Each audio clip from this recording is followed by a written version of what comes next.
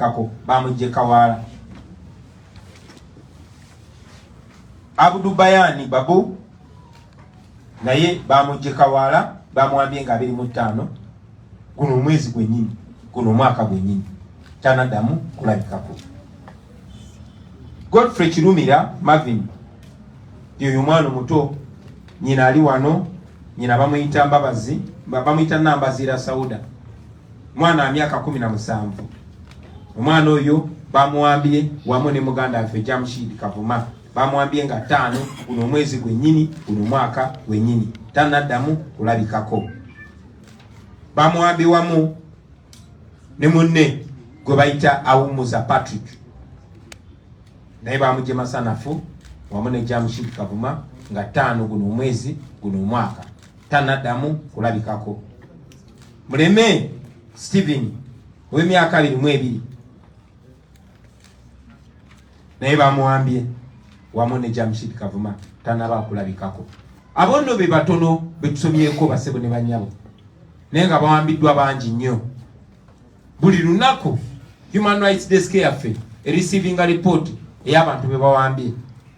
Abamu abafuna omukisa ne babata nga babatulugunyiza babatiisa ne bagamba temugeza ne mukyogerako ne batiisa family zaabwe zikyogerako. Abamu basenguse ne badduka n'essimu zaabwe ne bazikyusa, abalala ne badduka mu ggwanga. Bangi nnyo bemulaba betwogerako bebo abagumu aboogera ku bizibu bye bayiseemu ne kutulugunyizibwa ku bayiseemu. Nakibagambye basebo ne bannyabo nti bano abasajja bawamba abantu, abakyala babawamba babakwata. Bamanyi n'okukola ebikolobero byebimu ebyensonyi ku basajja. Twabadde Nairobi n'omu ku baganda baffe gwe baalawa ng'embuzi. Mulabye bannaffe bakulamu enjala, mulabye abaana bakulamu amaaso batemako engalo n'ebikolobero ebifaanana bwe bityo. Tetugenda kulekerawo balabisa era tubasaba mwenna abasebo ne bannyabo fe omulimu gwaffe gwakwanika Nakyemalira Museveni n'ebikolobero byakola kwa Uganda. Omulimu ogwammwe gwakwongerayo message eno okulwanyisa obufuzi obw'abazungu, okulwanyisa okusuubula abaddu basooka kyanika eri ensi yonna. Ensi yonna nesobola okirwanyisa. Museveni akoze omulimu gw'amaanyi ng'akozesa ssente z'omusolo okugezaako okupaintinga ekifaananyi ekirungi okulaga nti Uganda democracy, okulaga nti Uganda tewali buzibu. Ate n'akozesa n'abantu baffe bennyini okusirika okubikagana amazima. Tetugenda kulekeraawo kuyaayaanira mwenna abalina amaloboozi, bakadde baffe abatutwala mu nnono, bakadde baffe abatutwala mu ddiini, basajja bakulu ne bakazi bakulu, muveeyo musitule amaloboozi gammwe. Wano amaloboozi gammwe we tusinga ogeetaagira. Sirowooza nti waali wabaddewo ekizibu mu ggwanga lino nga kino ekiriwo. N'okuwamba kwa Amin tekwatuka wano, yali awamba ba intellectuals. Museveni awamba abavuzi ba boda, awamba abasomesa, awamba buli omu. So tewali ali safe. Mwe mba mutuddeyo mu biti byammwe, mu bitebe byammwe, mu bitibwa bwemmwe nga mulowooza muli safe. Temuli. Nammwe bajja banona oba banona abaana bammwe mulyoke mumanye nti naffe tuli bantu. Tubasaba muveeyo mugate amaloboozi gammwe ku maloboozi g'Abannayuganda bonna. Twogedde ku bantu bangi nnyo naye muzze muwulira. Bano abantu bali deliberate. Ojja kugenderera bawambye abasiraamu bangi nnyo nga ne gwe nnyambadde kati ono Sheikh Mwanje nga naye musajja musiraamu. Naye si be bokka, bawambye abantu bawano bangi. Naye si be bokka, n'amanyi ag'Abannayuganda malala mangi nnyo omugawulidde. So nobody is safe.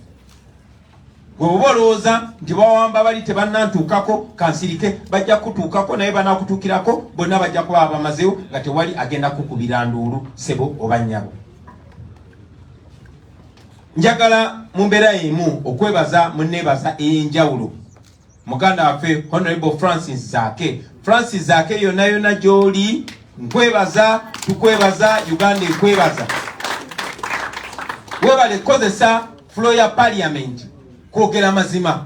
Parliament eyo ebadde egenda etama abantu. Mwalondebwa kwogerera abantu, mwalondera kusitula ddoboozi ly'abantu. Abantu bamwe ababalonda babawamba, babatemula, babakolako ebikolobero eby'enjawulo. Yemmwe bwe bayinanga eddoboozi.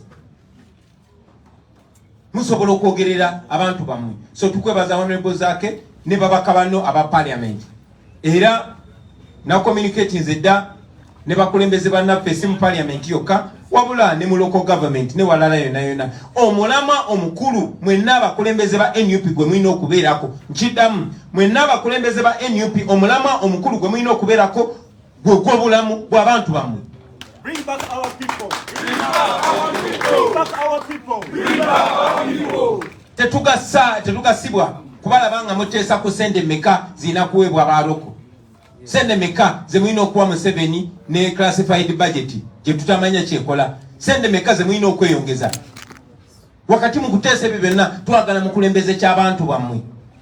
Wano Uganda bagenze batukendeeza nti tetukyakayanira nguudo nungi, tetukyakayanira services nungi, tetukyakayanira mateeka malungi. Tukayana kubeera abantu. Twagala kubeera abantu mu nsi yaffe. We want to be human beings. So bannange, bakulembeze bannange, twagala nnyo okuwulira ng'eddoboozi lyammwe oba muli mu parliament, oba muli mu council, oba muli ku radio, oba muli ku TV. Twagala kulya ng'eddoboozi lyammwe erikozesebwa okuyamba abantu bammwe okusigala nga balamu, okusigala nga balina enjala zaabwe, okusigala nga balina amaaso gaabwe, nga balina eddembe lyabwe. Twagala bano bamaama babeere nga banoonya school fees z'abaana baabwe, so si kujja n'okukaaba nti mumuwe omwana we ow'emyaka 17 nammwe mulina abaana. Twagala kulira ng'eddoboozi lyammwe lisosowoza kubeerawo kw'abantu. Uganda tennaba kufuna kizibu nga kyeyina olunaku lwaleero.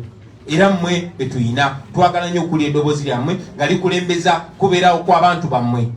Nga mubanja bantu baffe abawambiddwa mu bumenyi bw'amateeka. Bwe mutakola bwe mutyo abantu bajja kutandika okwebuuza bye mukolera. Bajja kutandika okwebuuza oba ddala be baabalonda. Nalabye Honorable Zaake bwe yabadde ayogera ku nsonga y'abantu baffe abawambiddwa abakyagenda maaso okuwambibwa. Ng'omumpembe Thomas Tayebwa gwe muyita Right Honorable Speaker of Parliament ng'ali mu kiwiigi kye kyatamanyi nakye kitegeeza ng'ayimiriza Zaake aleme kwogera ku nsonga nkulu era namuyita Katemba.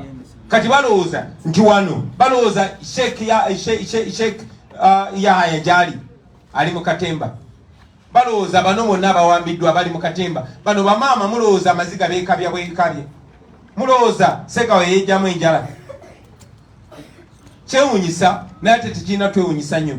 Kuba oyo omwami yennyini Tayebwa Thomas yennyini yakwatibwa ku katambi nga 28 omwezi gw'omunaana omwaka gwa 2020 ng'atulugunya omukozi w'amasannyalaze kubanga yamukwata ng'abba amasannyalaze n'agaswitchinga off nga mukuba kibooko akatambi ako mwina mwakalaba.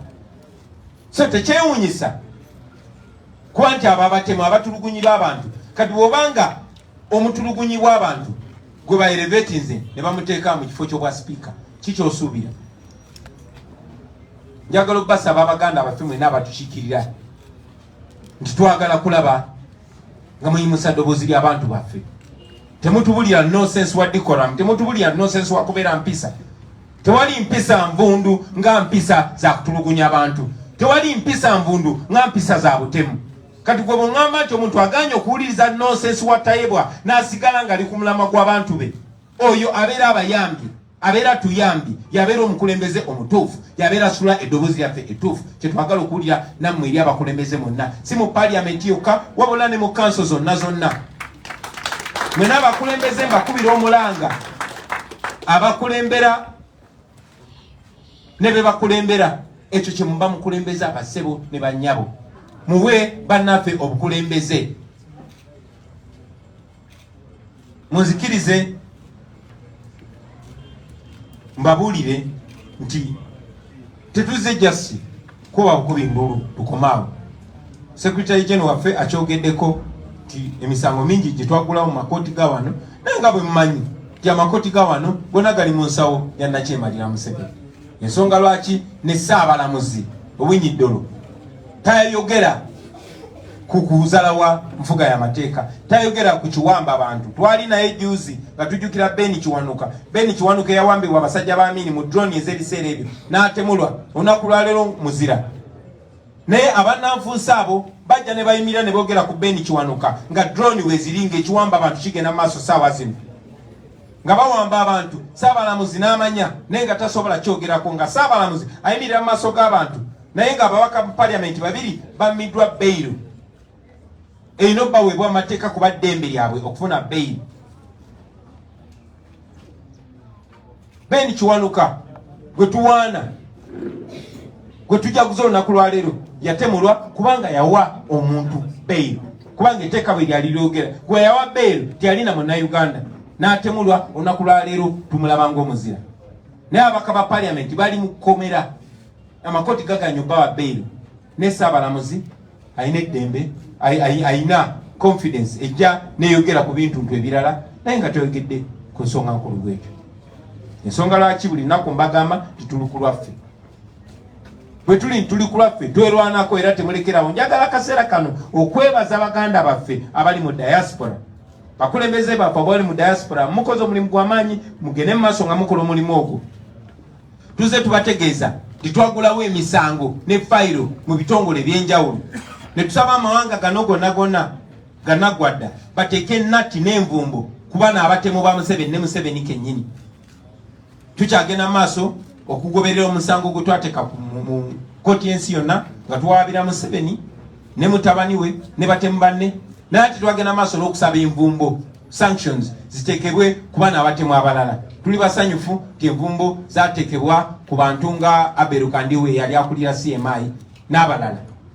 Naye olunaku lwaleero njagala okubategeeza era twasaba envumbo endala okugeza eri akulira CMI kati gwe bayita James Birungi.